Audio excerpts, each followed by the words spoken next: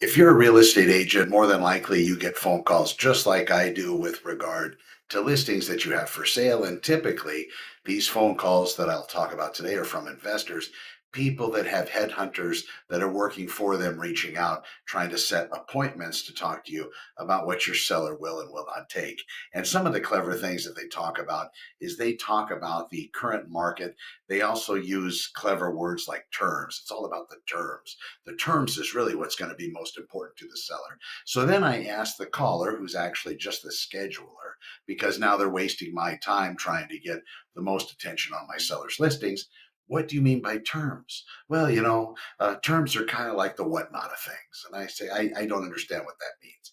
Then you have a dog barking in the background, which is extremely unprofessional. Not that I don't like dogs, but if you're going to be making a business to business or some kind of an investment type sales call, it's probably important to have all the sounds quiet, or at least have some kind of a headset that will block out the sounds of the pets running around as you're working out of your car or home office. Now, besides the terms, it couldn't be explained, but the terms basically are this. I say, so my seller, would the terms include them taking less money for their property than it's actually listed for? And then they started talking about the market.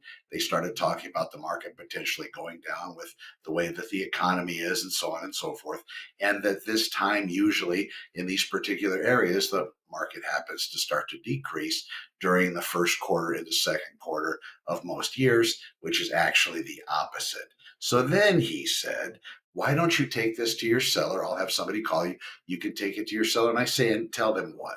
Tell them that you're willing to buy the property for $120,000 less than the current actual comparable value because you're trying to help them. How do I explain it to them? And he didn't have anything to say. Ultimately, you're going to get these phone calls. You can tell your seller about it.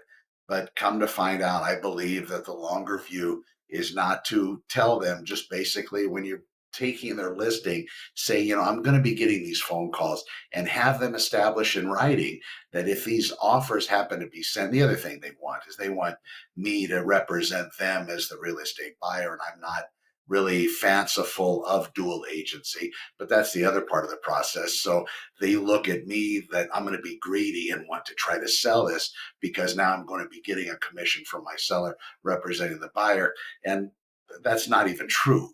But they're working on the old way. They're working on the old technology and they're trying to do best for their investment company. Just